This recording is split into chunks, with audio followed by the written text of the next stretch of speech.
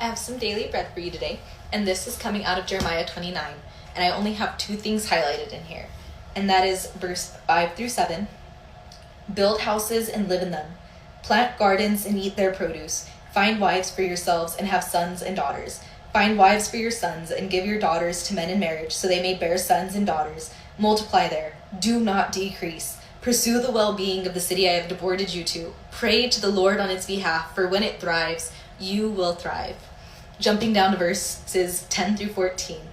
For this is what the Lord says. When 70 years for Babylon are complete, I will attend to you, and I will confirm my promise concerning you to restore you to this place. For I know the plans I have for you. This is the Lord's declaration.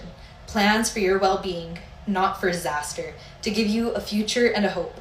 You will call to me and come and pray to me, and I will listen to you.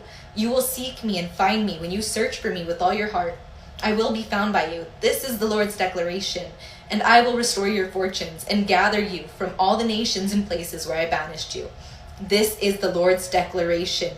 I will restore you to the place from which I deported you. And the key thing that I took from that was that God has such good plans for you, and you have to keep pushing and seeking. You cannot stop living the life that you dreamt of. You cannot give up on the life that you have so desperately prayed to God for, because He has plans for that life to come to fruition. He has plans for you to live a good life with Him.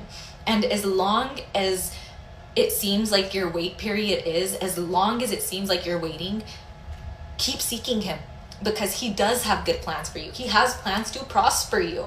You know, He wants to bring about these promises that He has promised you. He will restore you, and it is going to take time. You know, just because you're waiting for God's promise doesn't mean you have to stop living the life that you dreamt of.